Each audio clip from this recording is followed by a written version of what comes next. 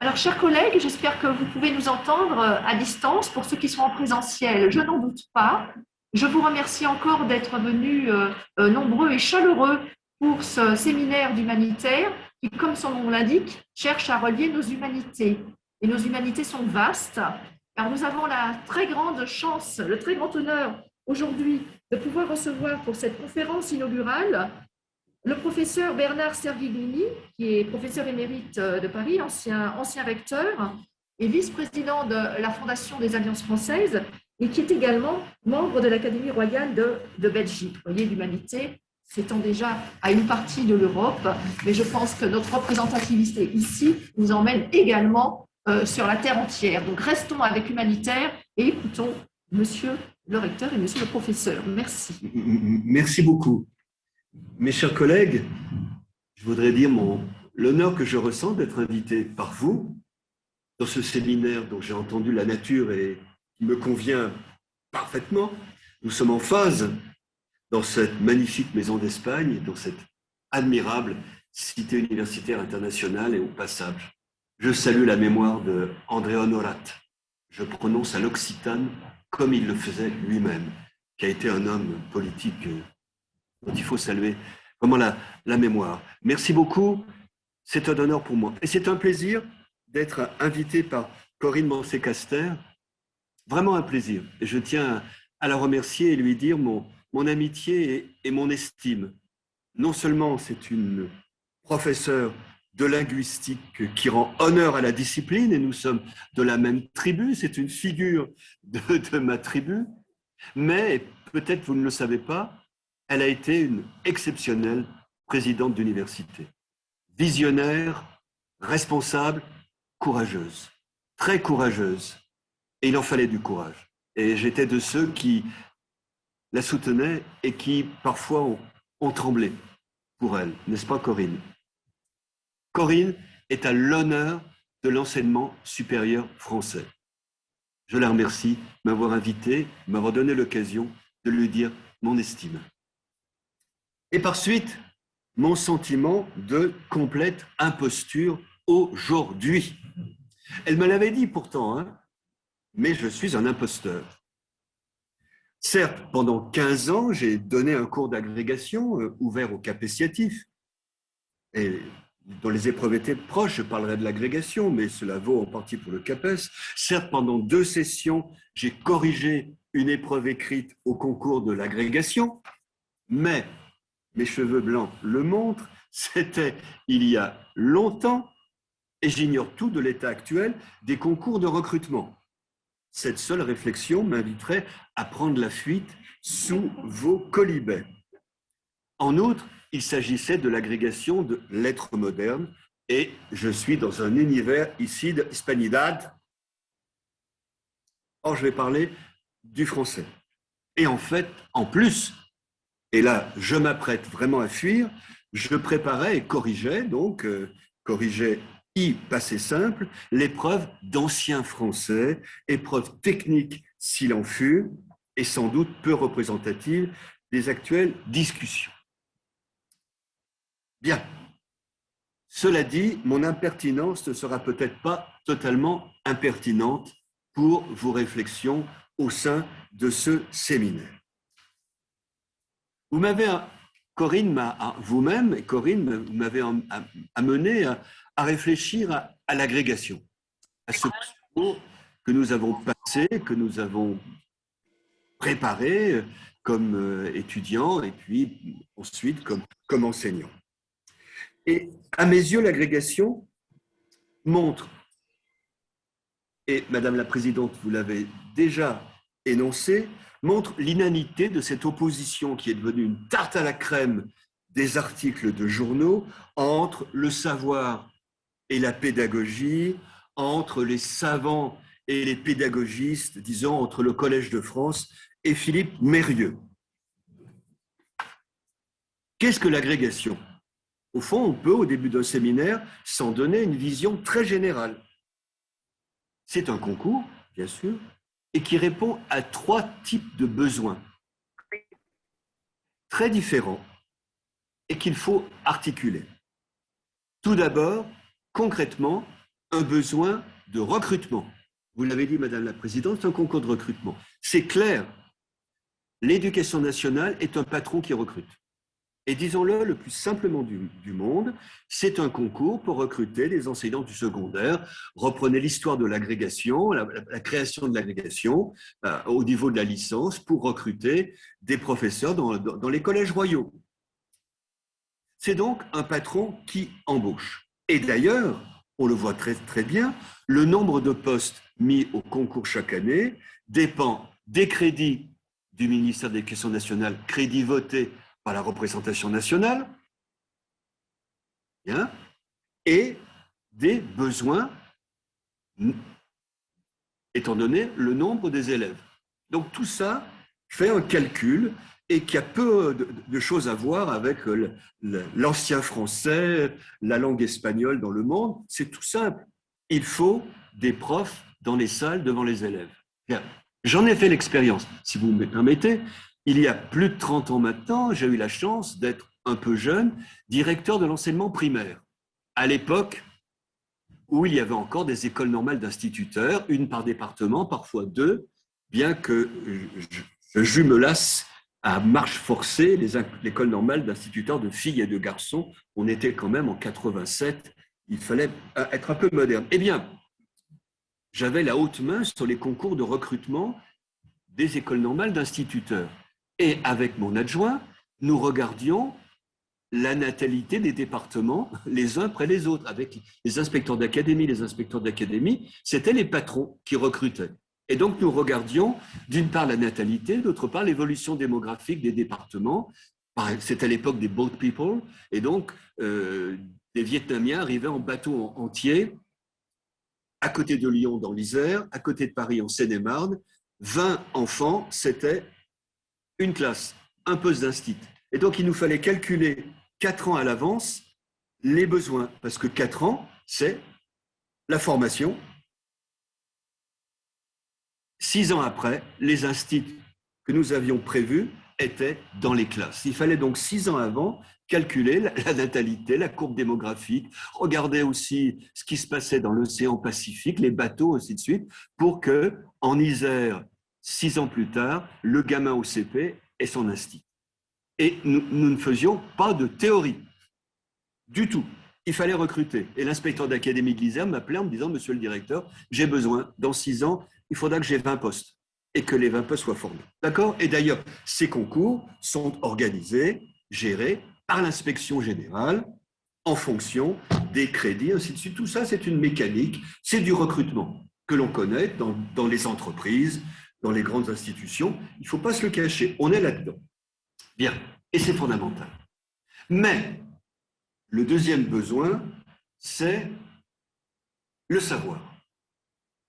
Et même, plus précisément, le savoir et sa constitution. Et c'est là que s'articule, avait dit Madame la Présidente, de façon finalement paradoxale, le lien avec l'université.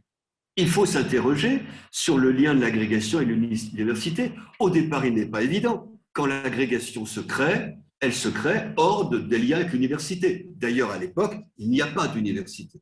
On sait bien qu'on l'a reconstruite de toutes pièces à la fin du XIXe siècle. Même l'action de Fontane-Napoléon ne va pas si loin. Donc, l'agrégation, au départ, concours de recrutement qui peut se faire en dehors de l'université. Or, très vite, quand on regarde la courbe du développement de l'agrégation au XIXe siècle, elle est liée à l'université.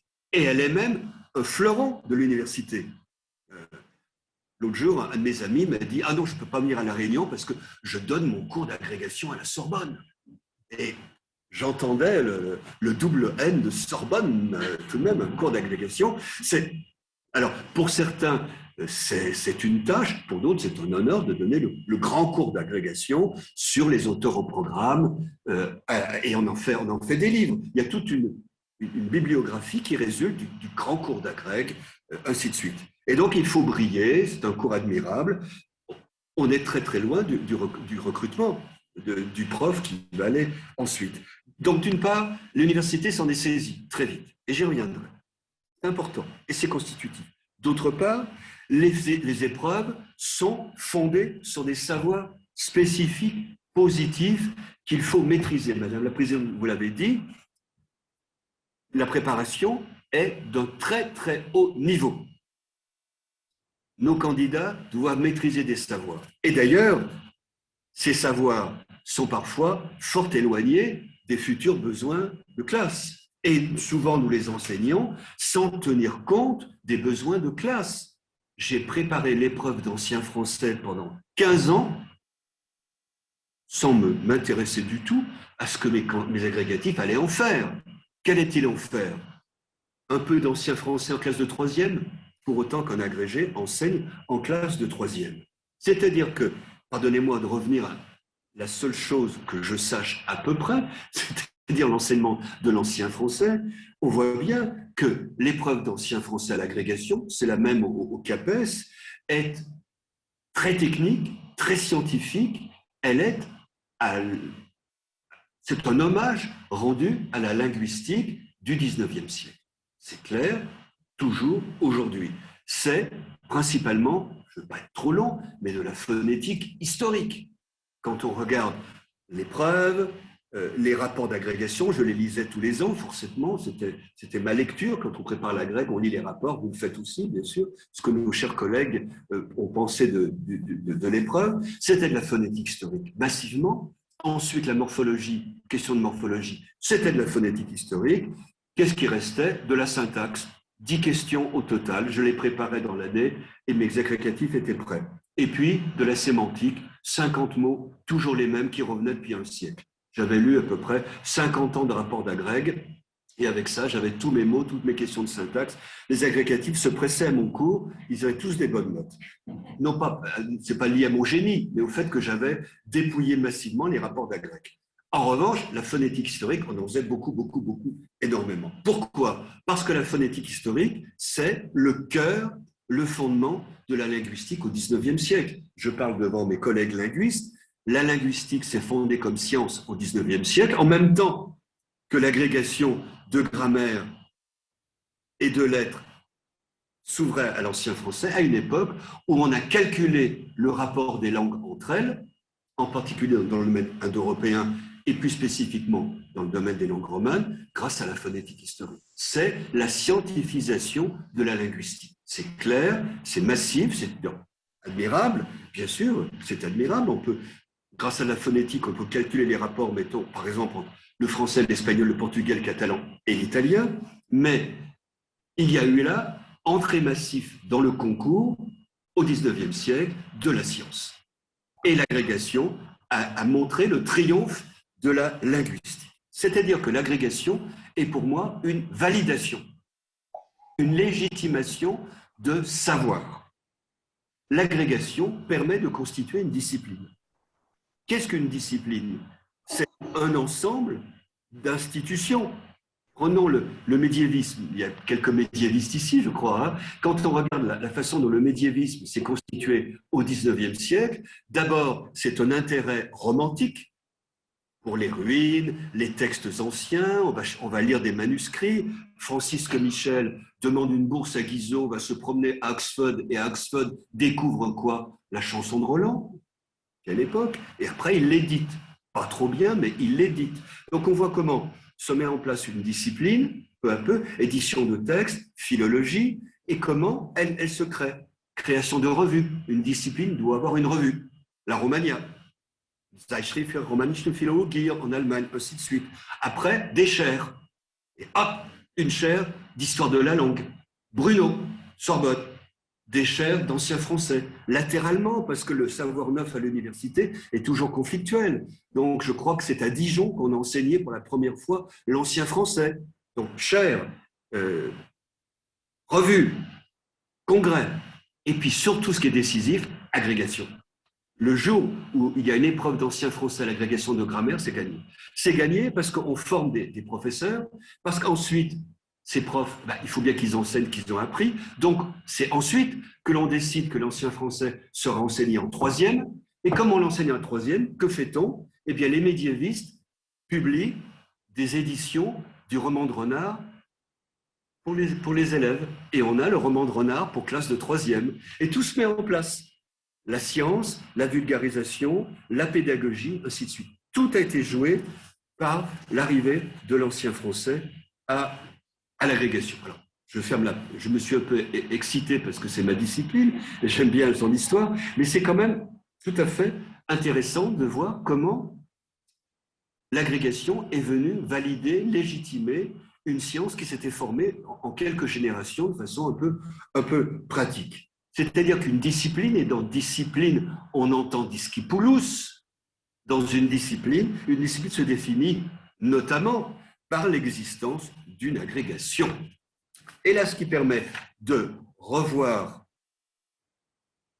l'histoire récente de l'agrégation, on voit comment ce champ a été un lieu de lutte disciplinaire.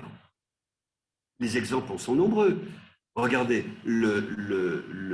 l'agrégation d'histoire-géographie, tout à fait intéressante. On la crée comme agrégation d'histoire et géographie. Et après quelques années, les géographes demandent à faire scission. Pourquoi? Parce que la géographie prend en essor. Vous savez, la géographie, c'est une science française. Les grands géographes, je dis ça sans chauvinisme, les grands géographes sont français. Ça commence par Michelet, qui est un géographe, hein, c'est Tableau de la France, Vidal de la Blache, ainsi de suite. Les géographes français revendiquent l'autonomie de leur discipline, ils la pensent, comme ils viennent d'ailleurs récemment de la penser de nouveau, et se battent pour qu'il y ait une agrégation de géographie. Et on la crée en 1944, mais on garde, comme vous savez, donc on crée on crée une agrégation de géographie. Du coup, il y a une agrégation d'histoire avec des épreuves croisées. Et vous savez, moi j'ai eu beaucoup d'amis historiens, ils détestaient l'épreuve de géographie. Ils étaient historiens et faire de la géographie pour la grecque, c'était terrible. Faire des courbes, des cartes, etc. Et puis, alors ce qui est amusant, c'est qu'on maintient une agrégation d'histoire-géographie. Comme vous le savez, pour les dames. Elle était seulement féminine. Donc les dames font du tricot, de la cuisine et de l'histoire-géographie. Mais la vraie discipline, c'est pour les hommes. Je passe. Tout cela n'est pas innocent. Mais regardez les créations récentes. J'ai regardé, c'est étonnant. Ingénieur, avec une ingénierie des constructions. J'avais, quand j'étais recteur de l'agence universitaire, un très proche collaborateur normalien qui était agrégé de construction. Il avait, pour passer la grecque, il avait construit un pont, ou du moins dessiné un pont. Et c'était un agrégé. C'est bien. Donc il n'était pas de l'école des ponts et chaussées, il était agrégé, il savait construire un pont. Magnifique. Ingénierie électrique, mécanique, et au sein de l'agrégation des sciences industrielles et de l'ingénieur, une option informatique. Or, nous savons qu'en ce moment, les informaticiens font pression pour que ce ne soit plus une option, mais une vraie agrégation. Il y aura bientôt une agrégation d'informatique, ce qui se comprend. Une agrégation des sciences médico-sociales, une agrégation d'économie et de gestion, ressources humaines, finances, marketing. J'ai tremblé de savoir qu'il y a des agrégés de marketing. Je veux dire que j'ai fait partie de ceux qui ont, sans succès, poussé le terme mercatique. Bon. Donc voilà, c'est-à-dire que le savoir, et c'est normal, le savoir bouge, il se constitue en discipline, en conflit parfois, et cela se traduit.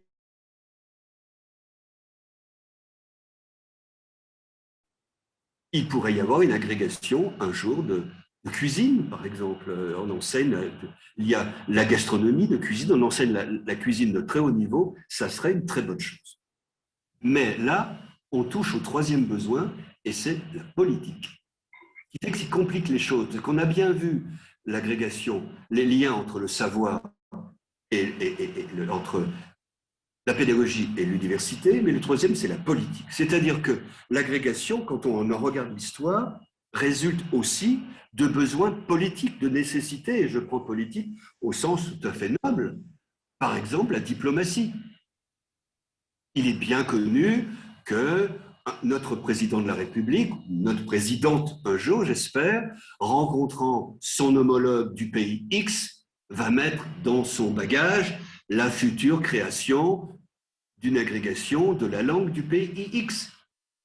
que je vous raconte, c'est arrivé avec le chinois. Tout le monde sait que l'agrégation de chinois, elle a été créée après la reconnaissance de la Chine par le général de Gaulle. Il fallait développer l'enseignement du chinois. On a créé l'agrégation de chinois. Et tout le monde sait au ministère que les ministres ensuite traînaient les pieds. Et je crois que certaines années, il n'y a pas eu de poste au concours, au début. Mais l'agrégation existait et le Quai d'Orsay était content. Sauf qu'il n'y avait pas de poste au concours et donc pas de session. Mais quand on regarde la carte des agrégations, on voit bien qu'il y a quelque chose qui tient de la Constitution européenne, qui tient des rapports de la langue, de la France. Vous voyez, agrégation d'allemand, d'anglais, d'arabe, de chinois, donc, d'espagnol, d'hébreu moderne, d'italien, de japonais, de polonais, de portugais, de néerlandais, de russe. Bien. Moi, je fais partie des linguistes qui aiment bien se demander, dans la mesure où je suis par ailleurs olympien, pourquoi il n'y a pas quelque chose. Quand je préparais l'école normale supérieure, on m'a demandé de disserter, et ça m'a formé sur le sujet suivant, pourquoi y a-t-il quelque chose plutôt que rien? Ça m'a formé pour toute ma carrière, et donc je me demande pourquoi il n'y a pas d'agrégation de roumain, de bulgare, après tout, de grec moderne, puisqu'on a une agrégation d'hébreu moderne, de hongrois. L'explication doit tenir aux relations diplomatiques de la France. On peut imaginer,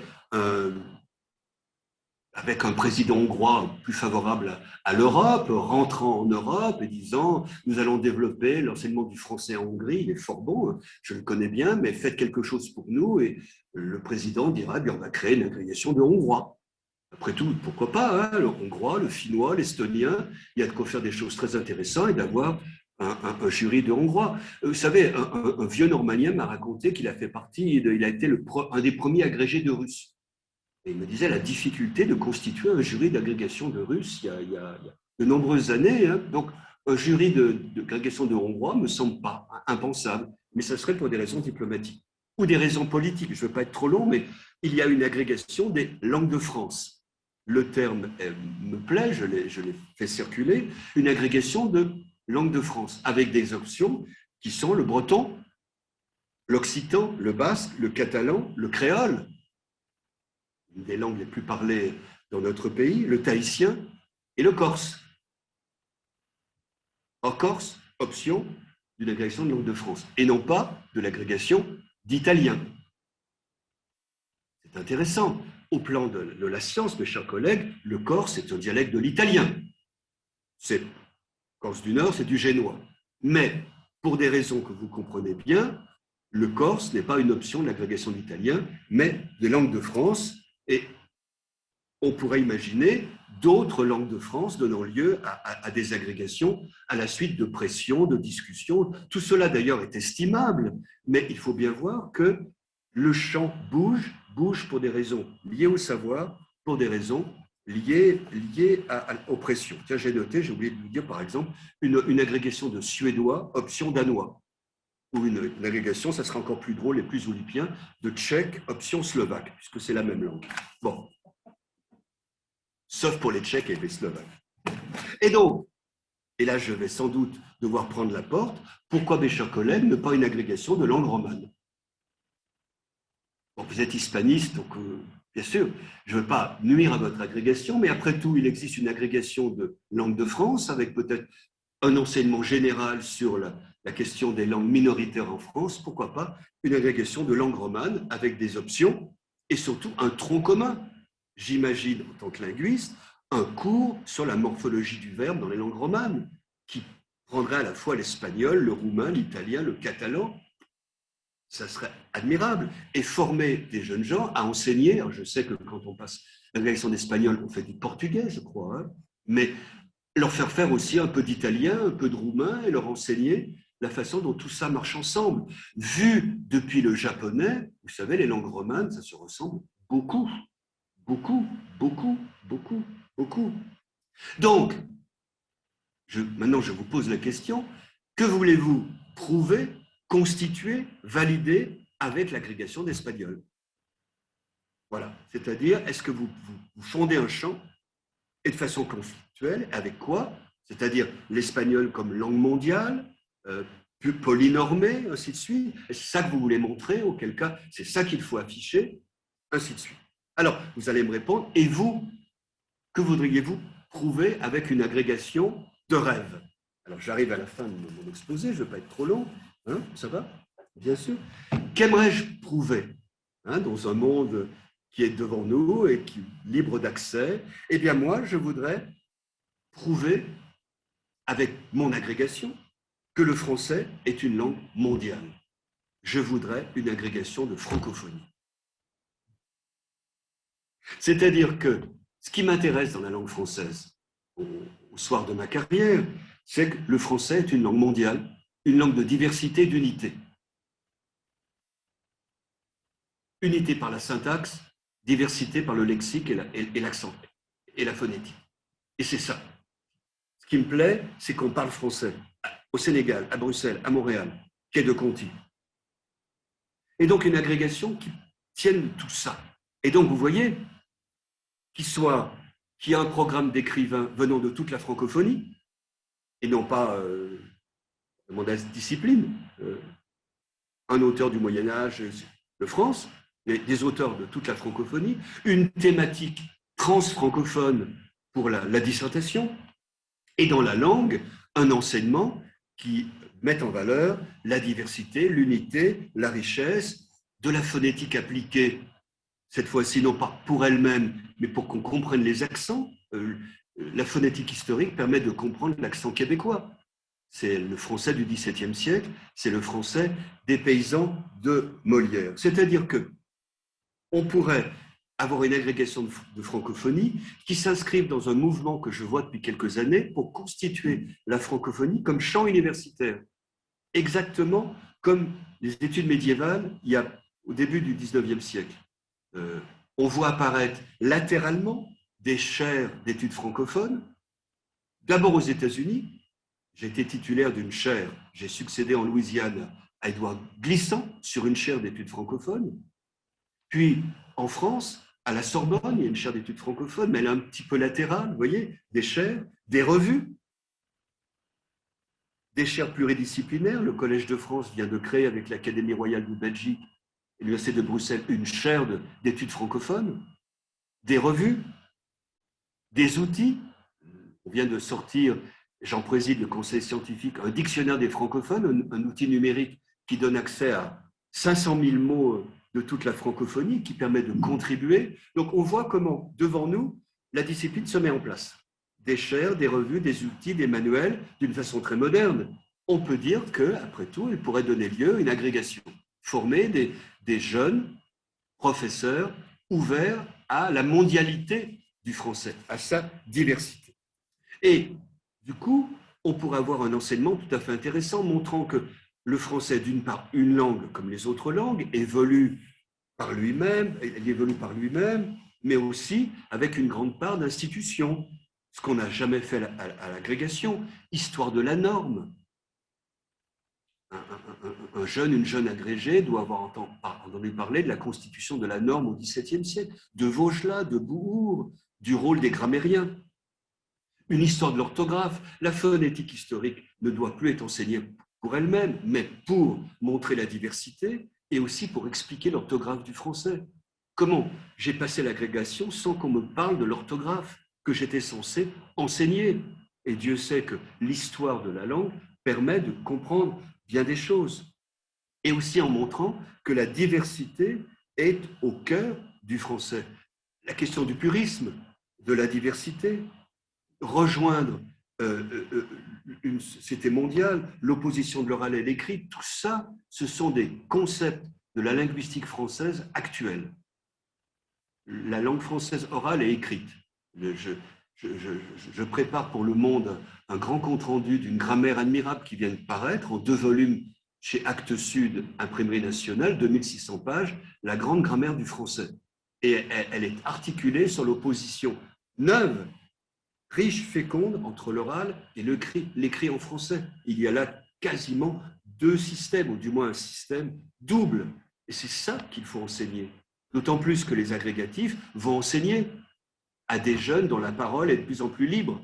Donc, la diversité, la mondialité, l'histoire du purisme, l'orthographe, l'oral écrit et la francophonie. Et c'est là qu'on rejoint la politique.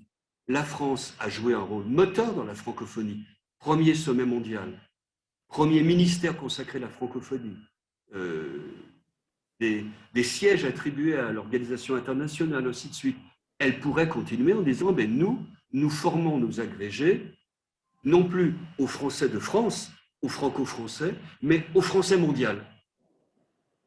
Et donc, nous créons une agrégation. Nous formons des profs de francophonie dans toute cette diversité. Alors, tout cela devrait intéresser les élèves, car beaucoup d'élèves sont issus de la francophonie. Et aussi nos jeunes agrégés, car nos jeunes agrégés, ce sont d'anciens élèves. Et eux aussi, ils sont issus, comme on dit, de la diversité. Ils sont ouverts au monde. Plus que je l'étais moi. Ils savent le Sénégal, le Montréal, ainsi de suite. Et donc, ils sont tout prêts à enseigner cette chose qui est chaude, qui est vivante pour eux. Et du coup, je reviens à mon point de départ, l'agrégation mobiliserait des savoirs, diversité, oral écrit, orthographe, syntaxe, etc., au profit d'une pédagogie. Elle serait donc dans le droit fil de ce qu'elle a toujours été, mobiliser des savoirs pour une pédagogie en vue de recrutement. On peut rêver, mes chers collègues, grâce à vous, je viens de le faire. Merci.